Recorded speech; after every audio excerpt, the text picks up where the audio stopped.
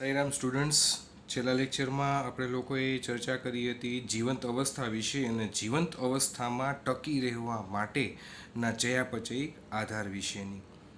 આજે આપણે લોકોએ એક નવા જ ટોપિક વિશેનો આરંભ કરવાનો છે, જેનું નામ છે ઉત્સેચકો.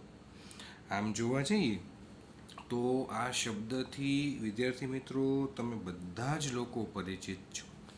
તમે બધા જ લોકોએ આ શબ્દ, આ નામ સાંભળેલું છે અને આના વિશેનું થોડું ઘણું ઓછા વત્તા પ્રમાણમાં તમારી પાસે જ્ઞાન પણ હશે જ કે ઉત્સેચકો જે તમે ભણી ગયા છો એ સંદર્ભમાં વાત કરું તો કોઈ પણ જૈવ રાસાયણિક પ્રક્રિયાઓ થતી હોય તો એ રાસાયણિક પ્રક્રિયાઓમાં ઉત્સેચકોની મદદ લેવી પડતી હોય છે. ઉત્સેચકોની હાજરીની અનિવાર્યતા રહેતી હોય છે, કારણ કે ઉત્સેચકો જો હાજર હશે ને તો એ પ્રક્રિયાની ગતિમાં સારો એવો વધારો થશે. કારણ કે ઉત્સેચકો છે એ શું છે, તો કે ઉત્સેચકો છે એ ચોક્કસ પ્રકારના ઉદ્દીપક છે કે જે કોઈ પણ પ્રક્રિયાને ઉત્પ્રેરિત કરે છે. ઉદ્દીપક તરીકે ઉત્સેચકો ભાગ ભજવે છે અને પ્રક્રિયાઓને તે ઉત્પ્રેરિત કરે છે, એને પ્રેરણા આપે છે અને એની હાજરીમાં પ્રક્રિયાઓને ઉત્તેજના મળે છે, જેના થકી પ્રક્રિયા સારામાં સારી રીતે અને પ્રમાણમાં વધુ ગતિશીલતા સાથે થતી હોય છે અથવા થઈ શકે છે.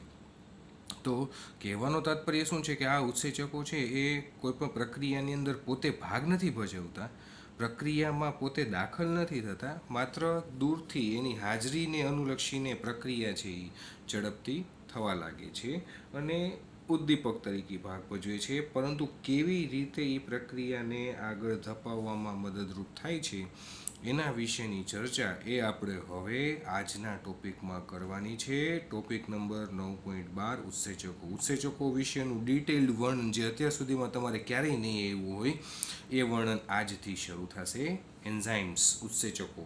જુઓ બધા લોકો, લગભગ તમામ ઉત્સેચકો પ્રોટીન હોય છે. યાદ રાખજો, બધા જ ઉત્સેચકો, લગભગ તમામ કહી દીધું છે, બધા જ ઉત્સેચકો છે એ પ્રોટીન છે. બરાબર છે, એમ કહી શકાય. એનું કારણ કહું કે તમે કોઈ પણ ઉત્સેચકને લ્યો તો એ ઉત્સેચકનો નાનામાં નાનો બંધારણીય ઘટક, એ ઉત્સેચકનો નાનામાં નાનો બંધારણીય એકમ જુઓ ને તમે રાસાયણિક દ્રષ્ટિકોણથી, તો એનો બંધારણીય એકમ છે એમિનો એસિડ. જેમ પ્રોટીન છે તો પ્રોટીનનો મોનોમરિક અણુ શું છે, તો કે એમિનો એસિડ. એ જ રીતે ઉત્સેચકો છે તો ઉત્સેચકોનો પણ મોનોમરિક અણુ આવે છે એમિનો એસિડ. એટલા માટે તમને પહેલી જ લાઈનમાં અહીંયા કહી દીધું છે કે લગભગ તમામ ઉત્સેચકો પ્રોટીન હોય છે. કેટલાક ન્યુક્લિક એસિડ ઉત્સેચકની જેમ વર્તે છે.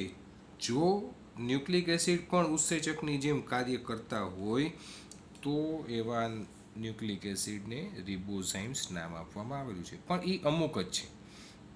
બાકી મોટાભાગનું તમારે જે વાક્ય રચના યાદ રાખવાની છે એ આ છે કે ઉત્સેચકો છે બધા પ્રોટીન છે, તેમ છતાં પણ અમુક ન્યુક્લિક એસિડ પણ ઉત્સેચકની જેમ વર્તતા હોય છે, જેને રિબોઝાઇમ્સ કહે છે. તો એક તો આ રિબોઝાઇમ્સ વર્ડ, રિબોઝાઇમ્સ શબ્દની નીચે બધા લોકો અંડરલાઈન કરજો અને પહેલી જ લાઈનમાં જે શબ્દ લખેલો છે, જે વાક્ય લખેલું છે કે લગભગ તમામ ઉત્સેચકો પ્રોટીન હોય છે.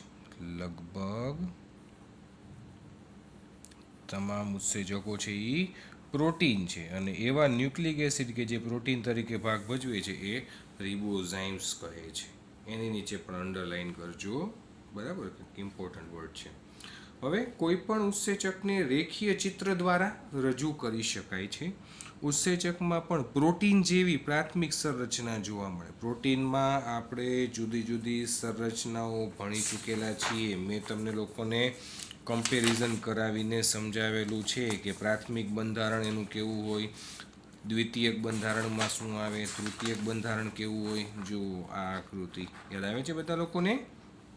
આ પ્રોટીનની સંરચના છે અને આપણે હમણાં જ આવ્યું કે ઉત્સેચકો છે એ પણ પ્રોટીન જ છે, બરાબર. તો એમાં પણ પ્રાથમિક સંરચના આવી સરળ રેખીય સ્વરૂપે, પછી દ્વિતીયક રચના છે એની અંદર આવી રીતે લૂપ બનશે, વળાંક આવશે, કારણ કે એમાં હાઇડ્રોજન બંધ એડ થયા. તૃતીયક રચના એનાથી વધારે લૂપ અને એકદમ ગૂંચળાદાર, ઊનનો દડો આપણે ઢીલો કેવો વીંટો એ પ્રકારની રચના, જેનો એક છેડો છે એ એન ટર્મિનલ, એન એટલે એમિનો સમૂહ, અને બીજો છેડો છે એ સી ટર્મિનલ એટલે કે કાર્બોક્સિલ સમૂહ જોવા મળે છે. તો આ એનું ત્રિપરિમાણીય બંધારણ, તૃતીયક રચના. તો જેમ પ્રોટીનમાં તમે આ રચનાઓ ભણી ગયા છો, ઉત્સેચકો પણ પ્રોટીન જ છે, એટલા માટે એમાં પણ આ રચના છે એ કોમન રહેશે. સમજાય છે? આ રચના તમને બધા લોકોને યાદ આવી ગઈ હશે, મેં તમને લોકોને સમજાવેલી છે. ફરી પાછું જોઈએ આગળ. ઉત્સેચકમાં પણ પ્રોટીન જેવી પ્રાથમિક સંરચના જોવા મળે છે, જે એમિનો એસિડની શૃંખલાથી બનેલ હોય છે. જોયું? એમિનો એસિડની શૃંખલાથી બનેલ હોય છે. પ્રોટીનની જેમ ઉત્સેચકમાં પણ દ્વિતીયક અને તૃતીયક સંરચના, હમણાં જ મેં તમને બતાવ્યું, દ્વિતીયક અને તૃતીયક સંરચના જોવા મળે છે. જ્યારે તમે તૃતીયક સંરચનાને જોશો તો ખ્યાલ આવશે કે પ્રોટીન શૃંખલાનો મુખ્ય આધારભૂત એવો ભાગ તેની ઉપર સ્વયં કુંતલિત થયેલો હોય છે. તૃતીયક બંધારણ છે, તો તૃતીયક બંધારણમાં કુંતલ સ્વરૂપે આપણને રચના જોવા મળે, અથવા તો જેમ કહી શકાય કે એ એકદમ ગૂંચળામય રચનાના સ્વરૂપમાં દેખાય, કે જે એની આડી અવળી રચના છે એને 3D રચના અથવા તો તૃતીયક બંધારણ, એને સક્રિય સ્થિતિમાં લઈ આવવા માટેની રચના છે. તો આકૃતિમાં તમે જોશો તો ખ્યાલ આવશે કે પ્રોટીન શૃંખલાનો મુખ્ય ભાગ તેની ઉપર સ્વયં કુંતલિત થયેલો હોય છે, અને શૃંખલા સ્વયં આડી અવળી ગોઠવાયેલ હોય છે. આ જુઓ તૃતીયક રચના, આ બરાબર છે, આ તૃતીયક રચના છે આડી અવળી, બરાબર છે. તો આ આડી અવળી રચના આવી ગોઠવાયેલી છે, તૃતીયક રચના. આ આકૃતિ તમને લોકોને ફરી પાછી બતાવું છું. ફરી પાછું વર્ણનમાં જોઈએ તો શૃંખલા સ્વયં આડી અવળી ગોઠવાયેલ હોય છે, જેથી ઘણા બધા ખાંચ કે ગુહા બની શકે છે. આવી વિશિષ્ટ ગુહાને સક્રિય સ્થાન કહે છે. આવી રીતે આડું ગોઠવાયેલું હોય ને એટલે એમાં ઘણી બધી ખાંચ ઉત્પન્ન થતી હોય, ગુહા ઉત્પન્ન થતી હોય. આવી એક ગુહા છું, હું તમને અહીંયા હાઇલાઇટ કરીને બતાવું છું. આટલો ડાર્ક કલરનો ભાગ જે બતાવું છું તે, એ ગુહાને અથવા તો એ જે ખાંચ છે એ ખાંચને અહીંયા નામ આપવામાં આવેલું છે ઉત્સેચક ઉપર આવેલું એવું ક્રિયાશીલ સ્થાન અથવા તો સક્રિય સ્થાન. જુઓ, બરાબર, એ આ રચના બની ને ત્યારે આવ્યું. આ પ્રકારની ગુહા આમાં નથી બનતી, હંમેશા યાદ રાખવાનું, કારણ કે આ રચના છે કેવી છે? તૃતીયક રચના છે. અને મેં તમને એ લોકોને કીધું છે કે તૃતીયક રચના હંમેશા કેવી હોય? તો કે કાર્યાત્મક રીતે સક્રિય, સ્થિર. આ એની સૌથી એક્ટિવ સ્ટેજ છે. આનાથી વધારે હવે એક્ટિવ થશે નહીં. અને આ સ્થિતિમાં આવશે ને, તૃતીયક રચનામાં આવશે ને કોઈ પણ પ્રોટીન, પછી જ એ પ્રોટીન પોતાનું કાર્ય કરી શકશે. જ્યાં સુધી પૃથ્વી ઉપર એક પ્રોટીન એવું નથી કે જે એના દ્વિતીયક બંધારણ કે પ્રાથમિક બંધારણમાં જ પોતાનું કામ કરવા લાગે. મોટાભાગના પ્રોટીન્સ બધા તમામ એવા છે કે જેઓને પોતાના તૃતીયક બંધારણમાં આવવું પડે, કારણ કે તૃતીયક બંધારણ એટલે પ્રોટીનનું મોસ્ટ સ્ટેબલ બંધારણ. સમજો, તૃતીયક બંધારણ એટલે પ્રોટીનનું સૌથી સ્થાયી, સ્થિર, સક્રિય, સ્ટેબલ એવું એનું બંધારણ એ તૃતીયક બંધારણ છે. એટલા માટે તૃતીયક બંધારણમાં આવ્યા પછી જ એ સક્રિય થાય છે, અને પછી જ એ પોતાનું જે કાર્યભાર છે, પોતાનું જે કાર્ય છે એ કરવાનું, એ કાર્યમાં એ પોતે કાર્ય કરી શકે અથવા પારંગત છે. તો એ જ્યારે તૃતીયક બંધારણમાં આવે છે ત્યારે આપણને એ વર્ણનમાં એવું કીધું કે એની અંદર ગુહા અથવા તો ખાંચ બનતી હોય છે. એ જે ગુહા અથવા તો ખાંચ છે એને નામ આપવામાં આવેલું છે સક્રિય સ્થાન. તો એ સક્રિય સ્થાન હંમેશા તૃતીયક રચના હશે ને એમાં જ જોવા મળશે. કોઈ પણ પ્રોટીનની અથવા તો ઉત્સેચકની તૃતીયક રચના અથવા તો તૃતીયક બંધારણ હશે ને તેમાં જ એ જોવા મળતું હોય છે.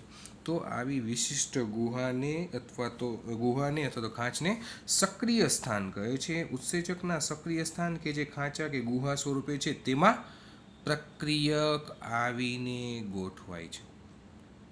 એ ખાંચ અથવા તો ગુહામાં કોણ આવીને ગોઠવાય? ઉત્સેચક ઉપર પ્રક્રિયક, કે જે પ્રક્રિયા કરે છે, પ્રક્રિયાનો આરંભ કરે છે, ક્રિયાનો આરંભ કરનાર ઘટક, બરાબર, અથવા તો અણુ, એને કહેવાય પ્રક્રિયક.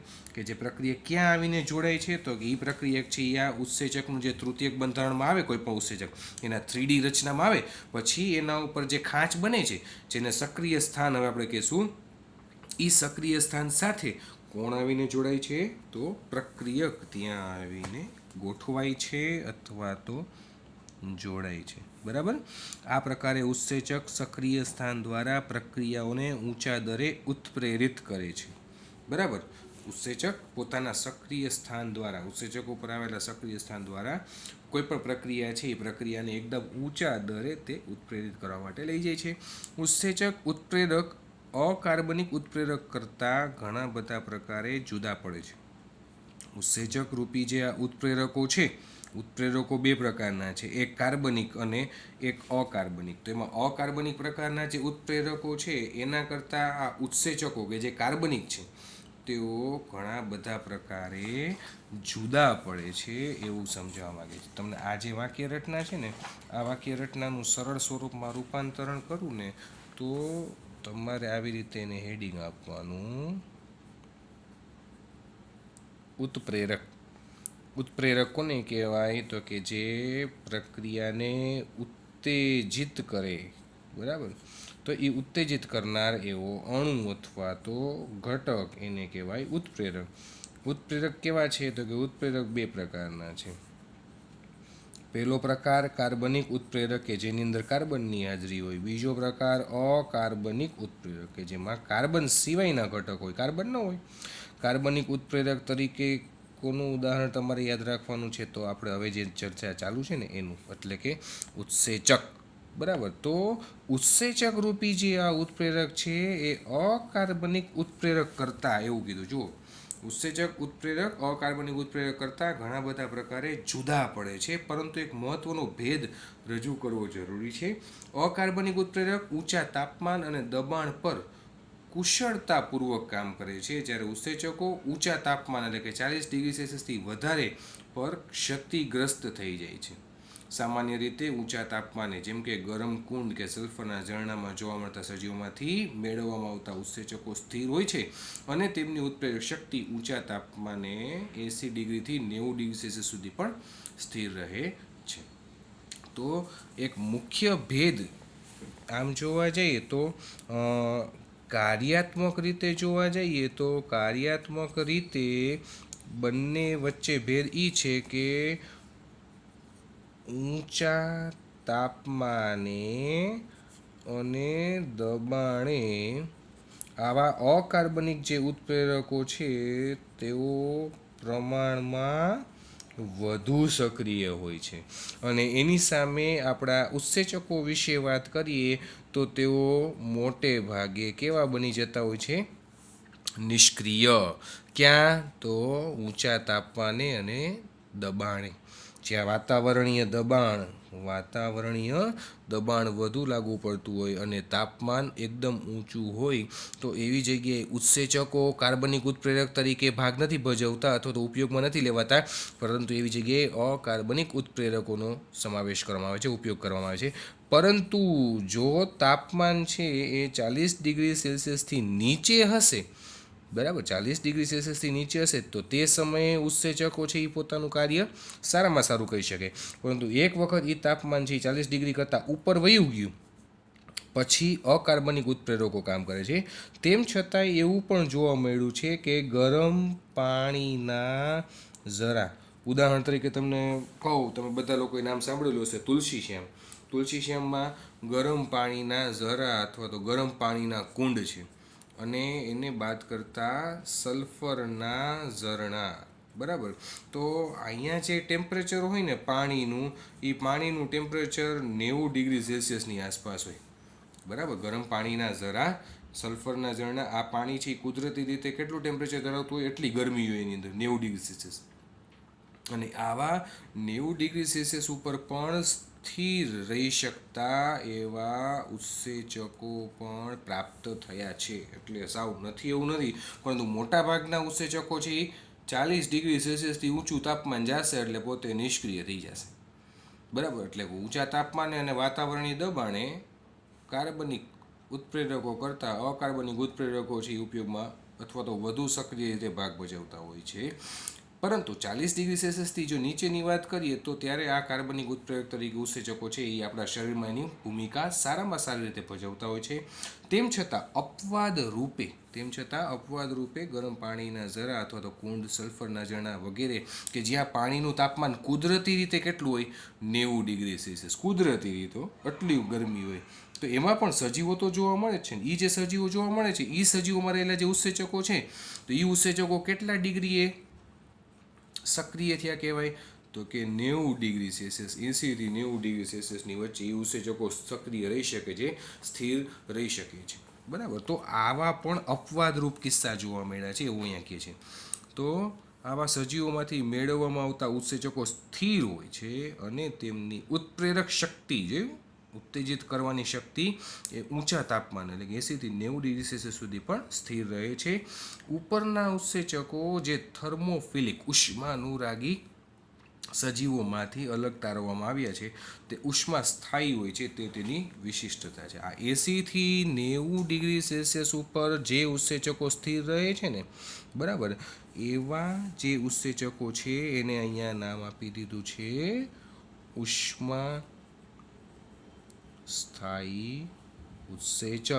અને આ પ્રકારના જે ઉષ્મા સ્થાયી ઉત્સેચક છે એ કેમાંથી મેળવવામાં આવ્યા છે, તો આ ગરમ પાણીના ઝરા અથવા તો કુંડ, સલ્ફરના ઝરણા, એમાં રહેતા જે સૂક્ષ્મ જીવાણુઓ છે અથવા તો જે અન્ય સજીવો છે તેઓમાંથી આવા ઉત્સેચકો કે જે 80 થી 90 ડિગ્રી સેલ્સિયસ સુધી સહન કરી લે, બરાબર, તો એવા ઉષ્મા સ્થાયી ઉત્સેચકો આવા સૂક્ષ્મજીવોમાંથી મેળવવામાં આવ્યા છે. તો આવા સૂક્ષ્મજીવોને અહીંયા નામ આપવામાં આવેલું છે થર્મોફિલિક ઇંગ્લિશમાં, અને ગુજરાતીમાં કહેવાય ઉષ્માનુરાગી. ઉષ્માનુરાગી એટલે ઉષ્મા અનુરાગી, ઉષ્મામાં અનુકૂલિત થયેલા, ગમે એટલું ટેમ્પરેચર ઊંચું જાય તેઓ અનુકૂલન પામેલા. તો આ ગરમ પાણીના ઝરા અને સલ્ફરના ઝરણા એમાં મેં તમને કીધું કે કુદરતી રીતે આટલું ટેમ્પરેચર, ઊંચું ટેમ્પરેચર. હવે તમને પ્રશ્ન એમ થશે કે સર તમે અહીંયા ઉપર એમ કહો છો કે 40 ડિગ્રી સેલ્સિયસથી ઊંચું તાપમાન જાય એટલે ઉત્સેચક કામ ન કરી શકે, અને પાછું નીચે પાછું અલગ કહો છો. પણ નીચે જે મેં વાત કરી છે ને એ કેવા બેક્ટેરિયા અથવા તો કેવા સૂક્ષ્મજીવો વિશે વાત કરી છે, તો કે ઉષ્માનુરાગી પ્રકારના એવા જીવાણુઓ, સૂક્ષ્મજીવો, એવા સજીવો, બરાબર, એમાં જોવા મળતા ઉત્સેચકો છે ને એ અપવાદરૂપ કિસ્સો છે. 80 થી 90 ડિગ્રી સેલ્સિયસ ઉપર એ સ્થિર રહી શકે છે. આપણા શરીરની વાત કરીએ તો આપણા શરીરનું ટેમ્પરેચર, નોર્મલ ટેમ્પરેચર કેટલું હોય આપણા બોડીનું, મનુષ્યની વાત કરીએ તો 37 ડિગ્રી સેલ્સિયસ, 37 ડિગ્રી સેલ્સિયસ. તો 40થી નીચે થયું તો આપણા શરીરનું ટેમ્પરેચર છે એ 37 ડિગ્રી સેલ્સિયસ, આ નોર્મલ ટેમ્પરેચર છે આપણું, બરાબર. તો આ ટેમ્પરેચર શું કામ છે 37 ડિગ્રી સેલ્સિયસ? એનું કારણ છે કે આ ટેમ્પરેચર ઉપર આપણા શરીરમાં, આપણા કોષોમાં આવેલા બધા જ ઉત્સેચકો છે ને એકદમ સરસ રીતે પોતાનું કાર્ય કરી શકે, એટલા માટે. હવે સમજાણું બધા લોકોને કે આપણા બોડીનું ટેમ્પરેચર શું કામ આટલું આવે છે. અને 40થી ઉપર જ્યારે જતું હોય આપણા બોડીનું ટેમ્પરેચર ત્યારે ઉત્સેચકો છે પોતાની ક્રિયાશીલતામાં ઘટાડો દર્શાવે. સાવ ઉત્સેચકો મરીને છે પણ ઉત્સેચકોની ક્રિયાશીલતામાં, કારણ કે આપણે ક્યારેક તાવ આવે, એકદમ શરીરમાં ટેમ્પરેચર વધી જાય તો એ સમયે ઉત્સેચકો છે ને એ નિષ્ક્રિય બની જતા હોય છે. ઉત્સેચકો મરી ન જાય પરંતુ નિષ્ક્રિય બની જતા હોય છે, બરાબર છે. તો આ એક ચર્ચાનો વિષય છે, બધા લોકો યાદ રાખજો. હવે ત્યાર પછીની ચર્ચા આગળ વધારીએ, રાસાયણિક પ્રક્રિયા, બરાબર છે. જુઓ બધા લોકો, રાસાયણિક પ્રક્રિયાઓ, કેમિકલ રિએક્શન. ઉત્સેચક શું છે? ઉત્સેચક શું છે તેના પહેલાં એ સમજી લેવું જરૂરી છે કે રાસાયણિક પ્રક્રિયા શું છે. ઉત્સેચક શું છે તેના પહેલાં એ સમજી લેવું જરૂરી છે કે રાસાયણિક પ્રક્રિયાઓ શું છે. રાસાયણિક સંયોજનોમાં બે પ્રકારના પરિવર્તન હોય છે. એક ભૌતિક પરિવર્તન, ખાસ યાદ રાખજો બધા લોકો, વારાફરતી સમજાવું છું પણ એકદમ સરળ ભાષામાં અને બહુ સરસ રીતે તમને અહીંયા સમજાવ્યું છે 3 જ લાઇનની અંદર, કે એક ભૌતિક પરિવર્તન, કોઈ પણ રાસાયણિક સંયોજનો બનતા હોય તો એની અંદર બે પ્રકારના પરિવર્તન આવતા હોય છે. પહેલું પરિવર્તન ભૌતિક પ્રકારનું, જેમાં શું કીધું કે બંધના તૂટ્યા વગર કોઈપણ રાસાયણિક સંયોજન હોય એની અંદર રહેલા જે કંઈ પણ બંધ હોય, હાઇડ્રોજન બંધ હોય કે હાઇડ્રોસ્ટેટિક બંધ હોય કે હાઇડ્રોફિલિક બંધ હોય કે પેપ્ટાઇડ બંધ હોય કે એસ્ટર બંધ હોય કે ફોસ્ફોડાયસ્ટર બંધ હોય, XYZ કોઈ પણ બંધ હોય, એ બંધના તૂટ્યા વગર સંયોજનના આકારમાં રૂપાંતરણ જોવા મળે, ફેરફાર જોવા મળે, પરિવર્તન જોવા મળે. ભૌતિક પરિવર્તન કે જેની અંદર બંધના તૂટ્યા વગર કીધું છે. અંદરના બંધ ન તૂટે પણ તોય છતાં એના આકારમાં રૂપાંતરણ થાય. તમને સાવ સિમ્પલ ઉદાહરણ આપું, બરાબર, કે જ્યાં બંધ નથી તૂટતા તેમ છતાં આકારમાં પરિવર્તન આવે છે. બરફનું પાણી થવું, બરફનું પાણી થવું, બરાબર. એક સમયે એક નિશ્ચિત ટેમ્પરેચર ઉપર જ્યાં સુધી હશે ત્યાં સુધી તમે બરફના ગાંગડાના સ્વરૂપે તમે એને ચોરસ કે અલગ અલગ આકારના સ્વરૂપમાં તમે લોકો બરફ બનાવતા હોવ છો, બરાબર છે. એ જ બરફને તમે રૂમ ટેમ્પરેચર ઉપર લઈ આવશો એટલે અમુક સમય બાદ એના આકારની અંદર પરિવર્તન આવે છે. તો એના ભૌતિક સ્વરૂપમાં પરિવર્તન આવ્યું, એની અંદરને કે બંધ નથી તૂટ્યા. હવે એ જ પાણી બની ગયું છે, એ જ પાણીને પાછું તમે ફ્રીઝરમાં મૂકી દેશો એટલે પાછું તમારે જે શેપમાં બરફ જોતો એ શેપમાં બરફ તમને મળશે. રેડી? તો આ રીતે એની અંદર જો બંધ તૂટી જાય ને તો વળી પાછું જે સ્વરૂપ તમારે જોતું છે ને એ સ્વરૂપ તમને ન મળે, તો એને ભૌતિક પરિવર્તન ન કહેવાય. ભૌતિક પરિવર્તન શબ્દનો અર્થ તો મેં તમને એ લોકોને કીધું કે ભૌતિક પરિવર્તન એટલે એવું પરિવર્તન કે જેમાં બંધ નથી તૂટતા. રાસાયણિક સંયોજનની વચ્ચે રહેલા જે બંધો છે એ બંધો નથી તૂટતા અને બંધ તૂટ્યા વગર સંયોજનના આકારમાં પરિવર્તન જોવા મળે છે.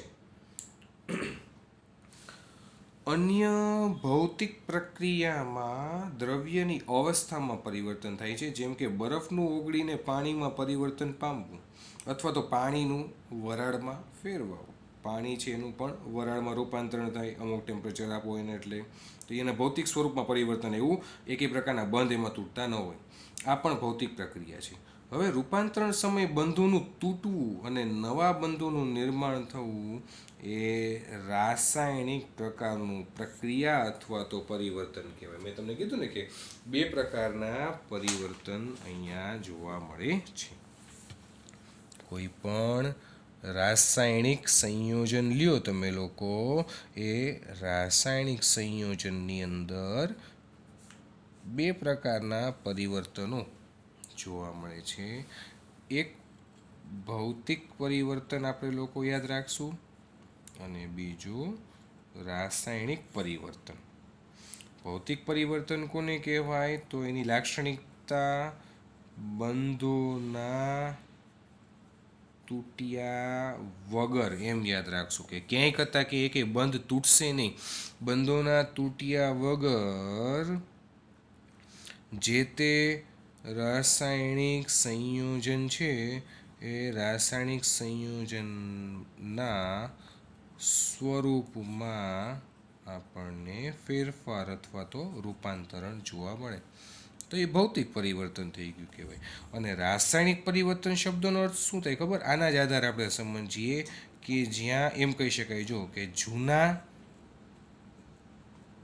બંધો તૂટે છે અને નવા બંધોનું નિર્માણ થાય છે. જૂના બંધ તૂટી જશે, આમાં તો બંધ જ નથી તૂટતા ભૌતિક પ્રક્રિયામાં, ભૌતિક પરિવર્તનની અંદર. જ્યારે રાસાયણિક પ્રકારના પરિવર્તનમાં શું થાય છે તો કે જૂના બંધ તૂટે અને નવા બંધનું નિર્માણ થાય, અને આવી રીતે તમને જે નવું સ્વરૂપ અથવા તો રૂપાંતરિત સ્વરૂપ પ્રાપ્ત થાય એને રાસાયણિક પ્રક્રિયા કહેવાય.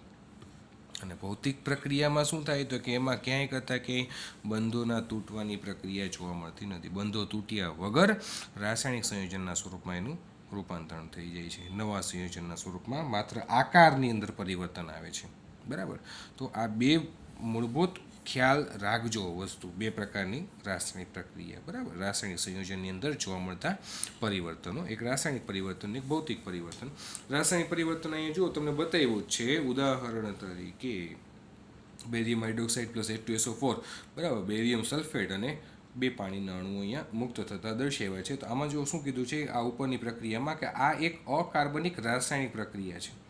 જો ક્યાંય કરતાં ક્યાંય કાર્બન નથી, ક્યાંય કરતાં કે તમને અહીંયા કાર્બન જોવા મળતો નથી, તો આ એક અકાર્બનિક રાસાયણિક પ્રક્રિયા છે. તેવી જ રીતે સ્ટાર્ચના જળ વિભાજનથી ગ્લુકોઝનું નિર્માણ થવું. સ્ટાર્ચમાંથી પહેલાં માલ્ટોઝ બને ને માલ્ટોઝનું રૂપાંતરણ પાછું ગ્લુકોઝમાં થાય. તો સ્ટાર્ચના જળ વિભાજનથી ગ્લુકોઝનું નિર્માણ થવું, આ એક કાર્બનિક રાસાયણિક પ્રક્રિયા. કારણ કે ગ્લુકોઝ છે, સ્ટાર્ચ છે, આ બધા કાર્બનિક સંયોજનો છે. તો એ કાર્બનિક પ્રકારની રાસાયણિક પ્રક્રિયા થઈ ગઈ કહેવાય. અકાર્બનિક પ્રકારની રાસાયણિક પ્રક્રિયા કે જેમાં કાર્બન ન હોય. ભૌતિક કે રાસાયણિક પ્રક્રિયાઓના દરનો સીધો સંબંધ. ભૌતિક કે રાસાયણિક પ્રક્રિયાઓના દરનો સીધો સંબંધ એકમ સમયમાં બનતી નિપજો સાથે હોય છે. કોઈ એક નિશ્ચિત સમયમાં બનતી નિપજો સાથે એ સંબંધ ધરાવે છે, જેને દરને આ રીતે રજૂ કરવામાં આવે છે કે દર ઇઝ ઇક્વલ ટુ કોઈ પણ રાસાયણિક દર અથવા તો ભૌતિક ક્રિયાનો દર is equal to delta P upon delta T. હવે સમજીએ આગળ. જો દિશા નક્કી હોય તો આ દરને વેગ પણ કહે છે, કે કઈ દિશામાં પ્રક્રિયા આગળ વધે છે તો આપણે લોકો એને વેગ પણ કહી શકીએ. ફિઝિક્સમાં તમારે વધુ વિશેષ ફિઝિક્સના દૃષ્ટિકોણથી સમજવાનું આવશે. ભૌતિક તેમજ રાસાયણિક પ્રક્રિયાઓનો દર અન્ય કારકો સાથે તાપમાન દ્વારા પણ પ્રભાવિત હોય છે. કોઈ પણ રાસાયણિક પ્રક્રિયા થતી હોય, ભૌતિક પ્રક્રિયા થતી હોય, એમાં તાપમાન છે એ પણ અસરકારક નીવડતું હોય. કારણ કે તાપમાનમાં જો વધારો કે ઘટાડો થાય તો એ રાસાયણિક પ્રક્રિયાની અંદર કે ભૌતિક પ્રક્રિયામાં પણ એ વધઘટની અસર જોવા મળે. મેં તમને હમણાં જ કીધું કે આપણા બોડીનું ટેમ્પરેચર 37°C હોય તો આપણા બોડીની અંદર આવેલા બધા ઉત્સેચકો છે એ સારામાં સારું કામ કરશે, ચયાપચય પ્રક્રિયા કરશે, પાચન કરશે. પણ એ જ જગ્યાએ આપણા બોડીનું ટેમ્પરેચર માની લો કે વધીને 100°C થઈ જાય તો એ જ ઉત્સેચકો નિષ્ક્રિય થઈ જશે, કામ નહીં કરી શકે, અને ઘણી વખત શક્યતા રહે કે તેઓ મૃત્યુ પણ પામી શકે. તો કહેવાનું તાત્પર્ય શું છે કે તાપમાનમાં જે આ વધારો કે ઘટાડો આવ્યો હતો એના લીધે આપણા શરીરની રાસાયણિક પ્રક્રિયાઓમાં, ભૌતિક પ્રક્રિયાઓમાં એનું પરિવર્તન, એની પ્રભાવિતા જોવા મળી શકે. એક સર્વ સ્વીકૃત નિયમ અનુસાર પ્રત્યેક 10°C તાપમાનના વધવાથી દર 10°C તાપમાનના વધવાથી કે ઘટવાથી પ્રક્રિયાનો દર ક્રમશઃ બમણો કે અડધો થઈ જાય છે. દર 10°C તાપમાનના વધવાથી, હવે દર 10°C તાપમાન જો વધે તો પ્રક્રિયાનો દર બમણો થશે, અને ઘટે 10°C ઘટે તો પ્રક્રિયાનો દર છે એ અડધો થશે. આ જ વસ્તુને એક રફ સ્વરૂપમાં તમને લોકોને લખીને બતાવું કે અત્યારે આપણે લોકો માની લઈએ કે આ 30°C તાપમાન છે, બરાબર. હવે આમાં 10°C વધારો કે ઘટાડો તમે લોકો લઈ શકો. 30માંથી 40°C કરો, 50°C કરો, 60°C કરો, બરાબર. તો આ તાપમાનનો ટેમ્પરેચરનો વધારો સૂચવે છે. ટેમ્પરેચરમાં જેમ વધારો થાય તેમ આપણી રાસાયણિક પ્રક્રિયાનો દર વધે છે અમુક હદ સુધી. એ ભૂલતા નહીં. તમને એમ થાય કે સર આમ કરતાં કરતાં આપણે 60° છે તો 100° તો કેટલો તાપમાનનો પ્રક્રિયાનો દર વધી ગયો છે. ના, એવું ન હોય, અમુક હદ સુધી વધે. એ જ રીતે અહીંયા તમે 10°C ઘટાડો, 20°C, 10°C, તો અહીંયા તમે શું કર્યું છે, ટેમ્પરેચર, તાપમાનનો દર તમારો ઘટ્યો છે. તો તાપમાનનો દર ઘટે તો એને અનુલક્ષીને, અથવા તો તાપમાન ઘટે તો એને અનુલક્ષીને પ્રક્રિયાનો દર જે હોય એના કરતાં કેવો થઈ જાય, અડધો થઈ જાય છે. એટલે કે એટલી હદે ઘટી જાય છે પ્રક્રિયાનો દર. ક્યારે? તો કે જે નોર્મલ ટેમ્પરેચર હોય એના કરતાં 10°C જો તાપમાન ઘટવા લાગે, ટેમ્પરેચર ઘટે તો પ્રક્રિયાનો દર અડધો થઈ જાય. અને જે નોર્મલ ટેમ્પરેચર હોય એના કરતાં 10°C અમુક હદ સુધી તમે ટેમ્પરેચર વધારો, તાપમાન વધારો તો પ્રક્રિયાનો દર છે એ વધે, એટલે કે બમણો થઈ જાય. આમાં અડધો થઈ જાય ઘટીને, અને આમાં વધીને બમણો થઈ જાય. ક્યારે? દર 10°C વધારા સાથે. તો તાપમાનના વધવાથી કે ઘટવાથી, આ એક સર્વ સ્વીકૃત નિયમ છે કે તાપમાનના વધવાથી કે ઘટવાથી પ્રક્રિયાઓનો દર ક્રમશઃ બમણો કે અડધો થઈ જાય છે. બમણો ક્યારે થાય? તો કે તાપમાન વધે ત્યારે, અને અડધો ક્યારે થાય? તો તાપમાન ઘટે ત્યારે. ઉત્પ્રેરિત અથવા તો ઉદ્દીપ્ત પ્રક્રિયાઓ અનઉત્પ્રેરિત પ્રક્રિયાઓની સરખામણીમાં ઊંચા દરથી પૂર્ણ થાય. ઉત્પ્રેરિત એટલે કે ઉત્સેચકની હાજરીમાં જે પ્રક્રિયા થતી હોય ને એ અનઉત્પ્રેરિત પ્રક્રિયા એટલે કે ઉત્સેચકની ગેરહાજરીમાં થતી પ્રક્રિયાની સરખામણીમાં પ્રમાણમાં ઊંચા દરથી પૂર્ણ થાય છે. જ્યારે કોઈ ઉત્સેચક દ્વારા થતી ઉત્પ્રેરિત પ્રક્રિયાઓનો દર અનઉત્પ્રેરિત પ્રક્રિયા દ્વારા પૂર્ણ થનારી પ્રક્રિયાઓથી ઘણો વધારે હોય છે. કે કોઈ પણ રાસાયણિક પ્રક્રિયા ચાલુ હોય, કાર્બન ડાયોક્સાઇડ અને પાણીના અણુ વચ્ચે પ્રક્રિયા થાય અને માની લ્યો કે કાર્બનિક એસિડ છૂટો પડે, બરાબર છે, તો આ પ્રક્રિયા છે એ બે રીતે થઈ શકે. એક ઉત્સેચકને ઇંગ્લિશમાં કહેવાય છે એન્ઝાઇમ્સ, એટલે ઉત્સેચક માટેની સંજ્ઞા હું વાપરીશ ઈ લખો એટલે સમજી લેવાનું ઉત્સેચકની વાત કરે છે સર, કારણ કે ઉત્સેચકને ઇંગ્લિશમાં શું કહેવાય? એન્ઝાઇમ્સ. તો એક આ પ્રક્રિયા તમે ઉત્સેચકની હાજરીમાં કરાવો અને બીજું આ પ્રક્રિયા તમે ઉત્સેચકની ગેરહાજરીમાં કરાવો અને પછી તમે ફરક જુઓ તો ઉત્તેજિત અથવા તો ઉત્પ્રેરિત કોઈ પણ ઘટક એટલે કે ઉત્સેચકની હાજરીમાં જે પ્રક્રિયા થશે ને એ પ્રક્રિયાનો દર ઘણો જ વધારે હશે. કોના કરતાં? તો કે અનુત્પ્રેરિત, બરાબર. અથવા તો એમ કહી શકાય કે ઉત્સેચક વિહીન માધ્યમ. ઉત્સેચકની ગેરહાજરી હશે અને ત્યારે જે પ્રક્રિયાનો દર હશે એના કરતાં ઉત્સેચકની હાજરી હશે ત્યારે જે પ્રક્રિયાનો દર હશે એ પ્રમાણમાં વધુ સારો હોય છે, એવું અહીંયા વાક્યરચના સમજાવવા માગે છે. કઈ રીતે આ વસ્તુ શક્ય છે કે જ્યાં ઉત્સેચક હોય એ ઉત્સેચકની હાજરીમાં પ્રક્રિયા થવી અને ઉત્સેચકની ગેરહાજરીમાં પ્રક્રિયા બેયમાં થશે. ઉત્સેચકની હાજરી હશે તોય પ્રક્રિયા થશે અને ઉત્સેચકની ગેરહાજરી હશે તોય પ્રક્રિયા થશે, પરંતુ બંને વચ્ચેનો ફરક અને પ્રાપ્ય પરિણામ એ અલગ અલગ હશે. એટલે એ વસ્તુ હવે તમારે ઉદાહરણ સાથે નેક્સ્ટ લેક્ચરમાં આપણે સમજવાની છે, બરાબર છે. તો વિદ્યાર્થી મિત્રો, આજની આપણે લોકોએ જે આ ચર્ચા કરી એમાં આપણે મુખ્યત્વે વસ્તુ સમજી ઉત્સેચકો વિશેનું આ વર્ણન, બરાબર છે, અને પછી રાસાયણિક પ્રક્રિયા વિશેનું વર્ણન, કે જેમાં હું આશા રાખું છું કે એટલું બધું અઘરું નથી, ખૂબ જ ઇમ્પોર્ટન્ટ છે અને પ્રમાણમાં ઇઝી છે.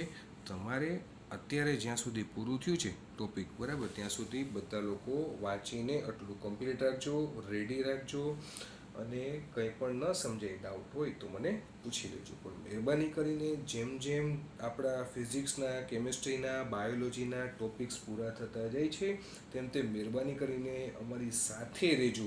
એવું નહીં વિચારતા કે નિરાતે હજી તો આરામ છે, વેકેશન જેવું છે, પછી કવર કરી લેશું, લડી લેશું, એવો જરાય વિચાર નહીં કરતા અને અત્યારથી જ પ્રેક્ટિસ ચાલુ રાખજો, બરાબર, અને રિવિઝન તમારું ચાલુ રાખજો, જેના થકી પાછળથી આપણને એનો ફાયદો મળે અને આપણે નીટમાં પણ સારામાં સારું કવર કરી શકીએ. તો આશા રાખું છું કે કંઈ ડાઉટ નહીં હોય અહીંયા સુધીમાં, તેમ છતાં કંઈ પણ હોય તો મને પૂછી લેજો. હવે ઉત્સેચકોની હાજરીમાં કોઈ પણ રાસાયણિક પ્રક્રિયા કઈ રીતે થતી હોય છે, એના દરમાં કેવો ફેરફાર આવે એ ઉદાહરણ સહિત તમારે સમજવાનું છે. એ ઉદાહરણની ચર્ચા આપણે આવતીકાલના લેક્ચરમાં કરશું. Sairam, thank you.